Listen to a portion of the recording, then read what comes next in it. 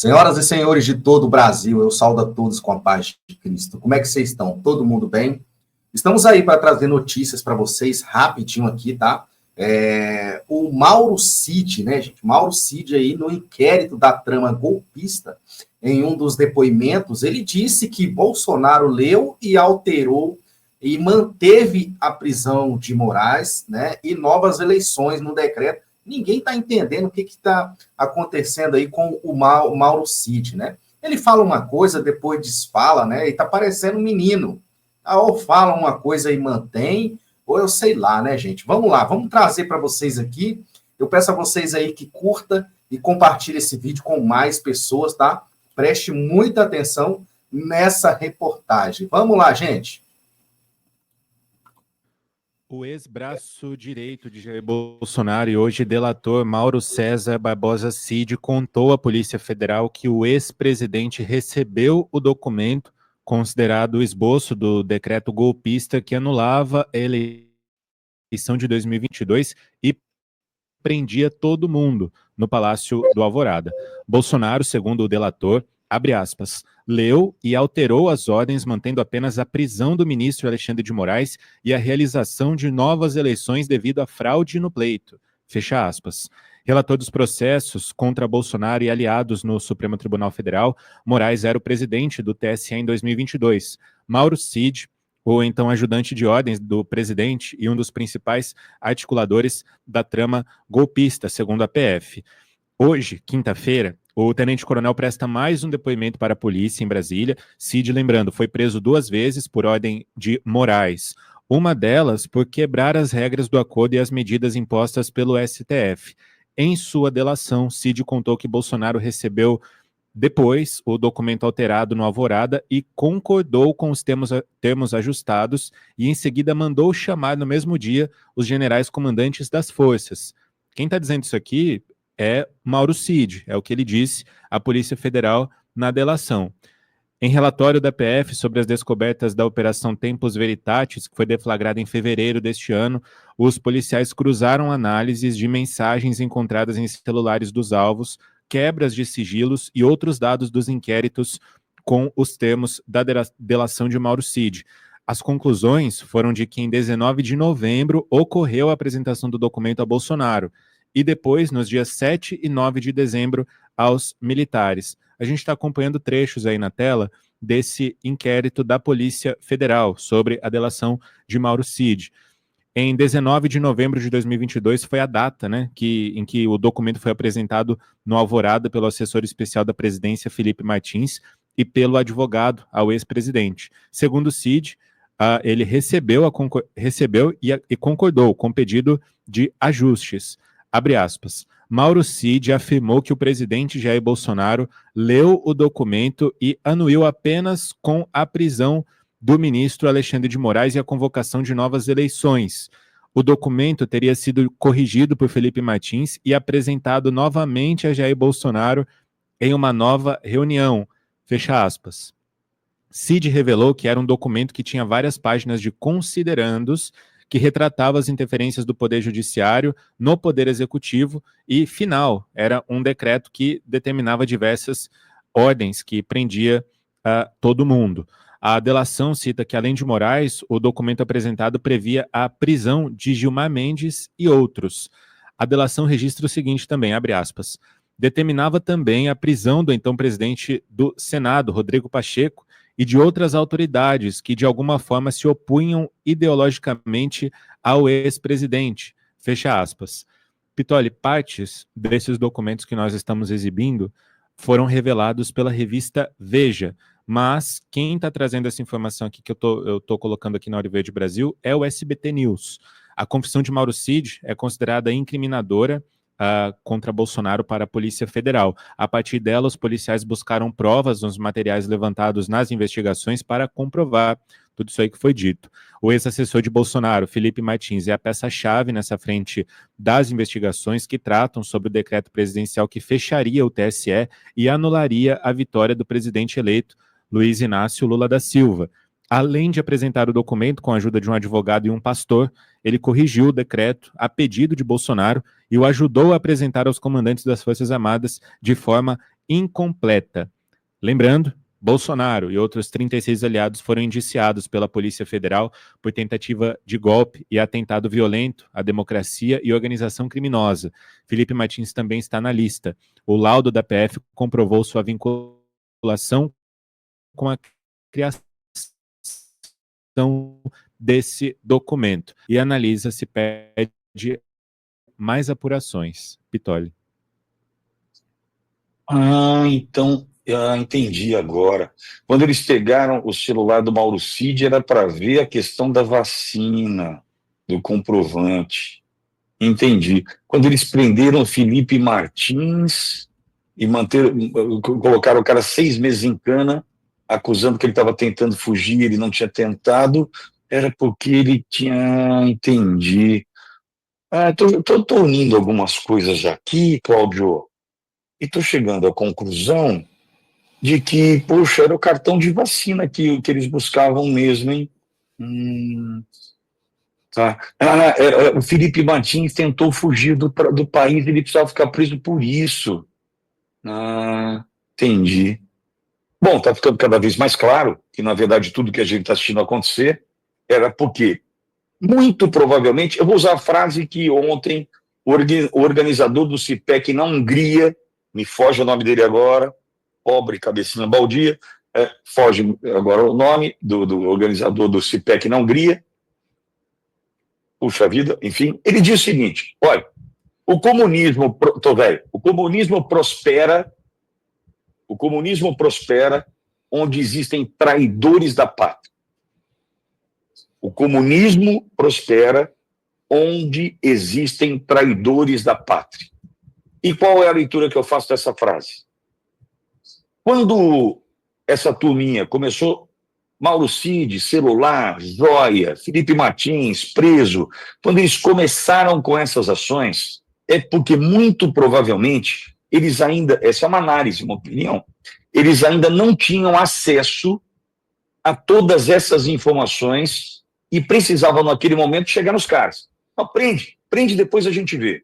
Prende Mauro Cid, depois a gente vê. Deixa o cara preso, destruído na cadeia, definhando na cadeia, e quem sabe ele delata, quem sabe ele colabora. Ok?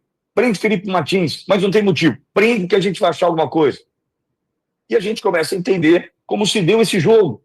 Esse jogo de prende porque a gente vai ver cartão de vacina, mas na verdade a gente vai ver uma minuta de golpe, um golpe que nunca aconteceu, diga-se de passagem. Então, nós estamos vendo agora no Brasil, né, com o vazamento aí pelo SBT News, a notícia dada pela Veja, e o que, na verdade, motivou a prisão do Mauro Cid, antes a busca, né, do celular, cartão de vacina, aquelas coisas todas, joias, baboseiras que a gente já sabe, tudo isso motivado, então, pelas notícias, muito provavelmente, que partiam desses traidores da pátria para alimentar esse comunismo, essa ditadura, saindo em conta-gotas, provavelmente, as notícias. Como assim, Pitoli? Saindo em conta-gotas significa o seguinte: olha, eu acho que se vocês procurarem, vocês vão encontrar uma minuta de golpe. Eu acho que se vocês procurarem, vocês vão encontrar um texto que prevê a prisão do ministro tal, a prisão do senador não sei o que e tal. Eu acho que se vocês procurarem... mas como a gente vai procurar? Prende os caras, a gente vai tentar ouvi-los, a gente vai tentar fazer com que, definhando na cadeia, eles venham a colaborar com a justiça e a gente vai encontrar o que a gente precisa. E o nome disso, para mim, esse Fish and Expedition, essa pesca probatória, não, o nome disso para mim os que tiram isso para mim é ilegalidade, é um caminho que não é o correto, o mesmo caminho que pode ter levado a Lava Jato, muitas vezes, né, a questionar a Lava Jato ao fim, né, entre outras coisas, é claro, eles podem estar aplicando agora. Entretanto, esses traidores da pátria abasteceram dessas informações e, a partir daí, agora nós temos a verdade vindo à tona. O que eles queriam de Mauro Cid era essa delação. O que eles queriam de Felipe Martins e não conseguiram era uma delação, para dizer que tinha um golpe armado. Agora, Cláudio, o golpe não aconteceu. Essa Polícia Federal que está aí está a serviço do Lewandowski, que está nessa triangulação com PGR e STF, e a gente já sabe no que vai dar. Para mim, nada justifica prisão de Bolsonaro. Olha, ele foi acusado de golpe. Golpeou quem? né? Os envolvidos diziam, ele não quer, ele não faz, ele não está querendo. Então, Claudio, para mim, nenhuma novidade. A gente só vai juntando as peças, né? Alexandre Pitoli, o jogo que eles jogam, primeiro, dentro do devido processo legal, ele é complexo. Por que complexo? Porque o direito em si é muito complexo, e dentro do direito nós temos o direito criminal. No direito criminal, nós temos tanto a definição do chamado crime, que a gente fala de tipo penal, como o processo penal para o julgamento desse crime. Quando a gente está analisando o crime, há um inúmero conjunto de classificações. Uma das classificações é que existem chamados crimes materiais. O crime material é um crime que exige a produção do resultado natural da conduta. Por exemplo, eu vou furtar o celular de alguém. Eu pego o celular em cima da mesa de alguém e levo embora. Sem autorização dele, eu subtraí para mim o celular dessa pessoa. Quando eu pego o celular e vou embora com ele, o resultado do ato criminoso, que é o furto, aconteceu. É um crime que, para ser julgado, o resultado tem que acontecer. A gente chama de crime material. Existem crimes que não dependem do resultado. São chamados, no direito penal, de crime formal. Crime formal é aquele que basta ser praticado, mas não tem que ter resultado. Exemplo bem simples. Calúnia. Eu falo assim, calúnia é quando eu imputo a alguém a prática de um crime. Eu viro e falo, o Alexandre Pitoli, na quinta-feira, dia 5 de dezembro de 2024, às 10 da manhã no Brasil, ele entrou em tal lugar, pegou o celular de 2, 3 pessoas e saiu correndo. O cara é um bandido. Então eu descrevi uma conduta criminosa, disse quem é o autor, disse qual foi o objeto, disse onde aconteceu, quando aconteceu. Eu imputei ao Alexandre Pitoli a prática de um crime. Ao falar isso daí, eu pratiquei a calúnia, que é um crime. Caluniar alguém é um crime. Esse crime é o chamado crime formal. Basta fazer aquele comportamento.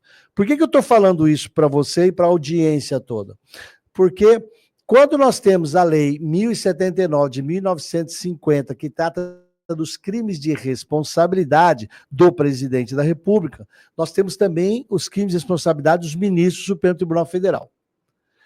Se a interpretação dos crimes passar a ser que bastam ser crimes formais, e é possível que o Supremo faça isso, eles vão dizer que é um crime de responsabilidade do presidente da República. O crime de responsabilidade do presidente da República só existe enquanto ele é presidente da República. Na Constituição brasileira, nós temos lá no artigo 85 os crimes disso. O artigo 78 fala, só pode punir o crime de responsabilidade com perda do cargo e inelegibilidade por tantos anos, sem prejuízo das sanções penais. Aí nós saímos do crime de responsabilidade do presidente e entramos no crime normal, julgado por um juiz normal. O problema é que esse caso não tem nada de normal. Já preparando isso tudo lá atrás, inclusive quando falavam que era a discussão do Flávio Bolsonaro ou Eduardo sobre questão de rachadinha, que eram acusados, Flávio, o Supremo uma vez decidiu o quê? Antigamente funcionava assim, o cara estava no mandato de deputado, era acusado de um crime como deputado, ia para o foro privilegiado, que é prerrogativa de foro. Acabava o mandato do cara, o processo saía da STF e voltava para o juiz comum. Quando fizeram esse cutucada no Flávio Bolsonaro, o STF virou e falou o seguinte, o cidadão é acusado de um crime durante o mandato, que ele, na época, ele era deputado. Estadual, depois ele virou senador. Aí o STF falou o seguinte, se ele praticou o crime como deputado, normalmente, o que sempre falou a jurisprudência é que acabou o mandato de deputado, acabou o foro privilegiado, ele não pode mais ser julgado no STF. Vai lá para a primeira instância. Aí o STF falou o seguinte, acabado o mandato, se é acusado de um crime no exercício do mandato, o crime continua. Eles pegaram todos os ex-deputados, todos os ex-senadores, todos os ex-presidentes falaram: tudo que vocês fizeram que foi descoberto, quem julga sou eu, STF. Aí que está a construção jurídica, Pitoli, do que eles podem fazer. Eles podem falar o seguinte: ele era presidente, atentou contra o Estado Democrático, e a tentativa não Mas é... atentou? Então, tentou. Eles podem alegar. Lembra que eu não estou falando do devido processo legal que acontece quando o cara é acusado de tráfico de drogas, Alexandre Pitoli. Nesse caso, é um garantismo absoluto, faltou uma vírgula, o cara é liberado. Eu estou falando de um julgamento político, que eles deverão ou poderão fazer o seguinte: a mera tentativa, conhecimento, chamar reunião, ele tentou. Eu acho que, pelo que eu sei até agora, ele não tentou.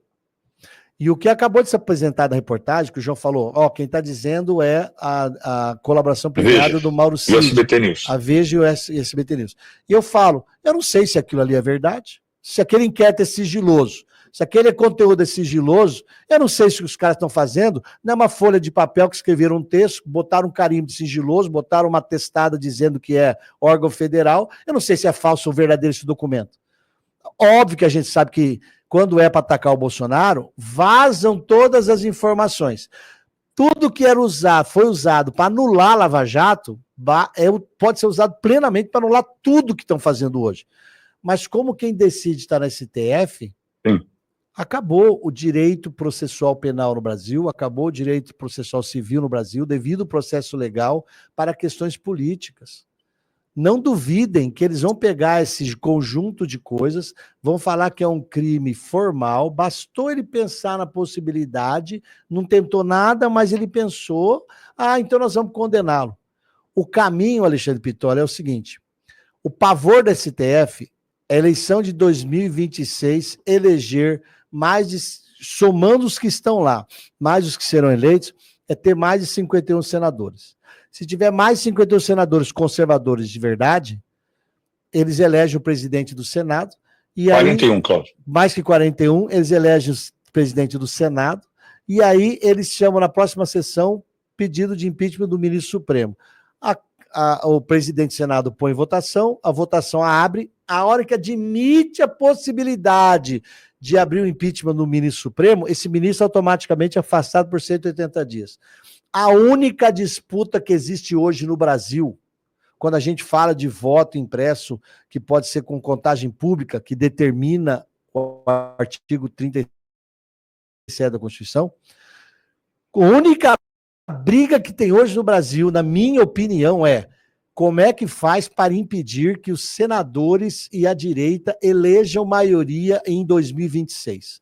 Se conseguirem impedir isso em 2026... até 2034, eles mandam no Brasil sem nenhuma dor de cabeça. Essa é a única disputa. E botar o Bolsonaro na cadeia faz parte do processo. Então, às vezes, o crime que era material vira um crime que exigia resultado, vira um crime formal, que exige mero pensamento. O jogo é pesado, Alexandre. É técnico e pesado.